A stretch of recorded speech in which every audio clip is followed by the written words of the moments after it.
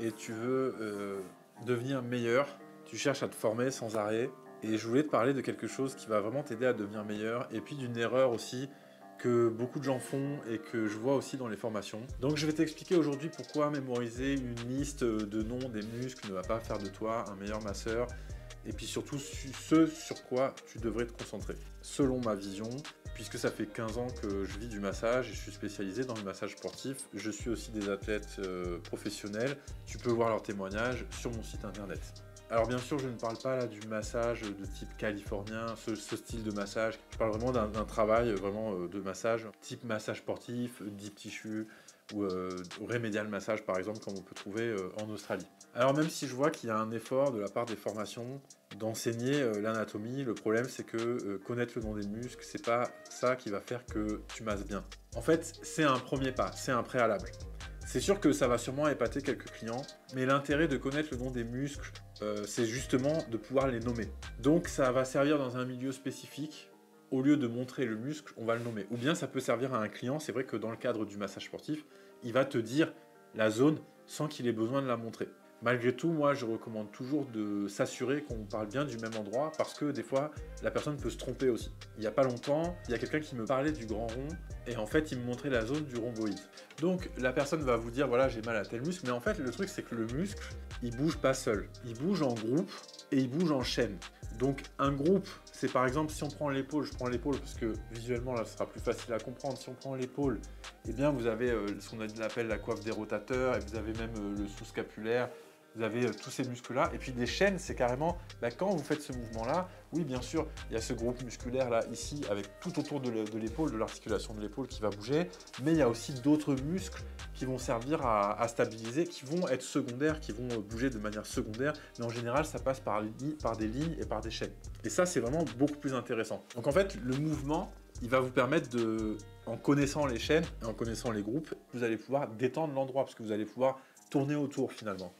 Puisque justement, c'est jamais un seul muscle, et même si c'est un seul muscle, vous allez toujours avoir, par impact, par ricochet, une zone autour qui est tendue. En fait, petit à petit, ça vient se déployer sur toute la zone.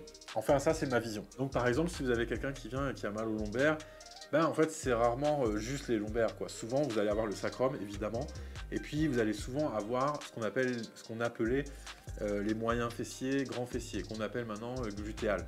Muscle glutéal, moyen glutéal, grand glutéal. Et après, si on étudie un peu aussi au niveau de l'innervation, on voit qu'il y a des liens, et on peut mieux comprendre en fait dans toutes les chaînes musculaires et dans tout cette compréhension du corps en mouvement, on peut mieux comprendre les interactions. À mon avis, ce qui compte vraiment, c'est plus ce que j'appellerais la mécanique du mouvement, donc comprendre comment bouge le muscle et comment il interagit avec les autres. Et d'ailleurs, le vrai secret, et c'est ce que j'ai découvert en travaillant avec des ostéopathes, le vrai secret pour moi, c'est de comprendre l'articulation.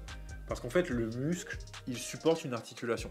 En fait, il est inclus dans une articulation. Donc sur une articulation, il va y avoir plusieurs muscles, plusieurs insertions. Et là, pour moi, la vraie connaissance à avoir, c'est ça, la mécanique articulaire, donc articulaire, articulation. Parce que c'est l'articulation qui va permettre le mouvement. Donc je dirais qu'il faut vraiment étudier le mouvement plutôt que la nomenclature, et les chaînes ou les groupes de muscles plutôt que des muscles isolés. Et même si c'est vrai que nous, dans ce qu'on fait en fait dans le massage bien-être, évidemment, les gens viennent pas comme ils vont voir un kiné ou un ostéo, ils viennent pas pour se faire soigner, ils viennent en entretien.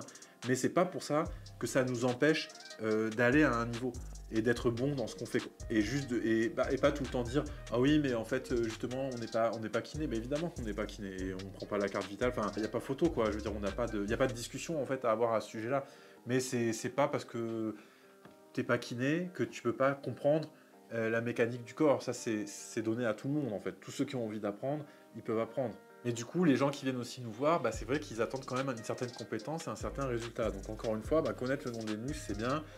Ça va nous permettre de montrer qu'on sait comment derrière on va se servir de toute cette connaissance. C'est encore une autre étape après connaître le nom des muscles. Tout ça, évidemment, ça se voit dans les formations en présentiel. Pour ceux qui veulent me contacter pour faire des formations avec moi, c'est des choses qu'on apprendra. Et ce qui est bien dans le massage, c'est que ça s'apprend, dans le massage en tout cas qu'on pratique nous, donc même le massage sportif, c'est des choses qui peuvent s'apprendre vraiment en pratiquant. C'est pendant la pratique qu'on va apprendre à intégrer et à comprendre toutes ces connaissances.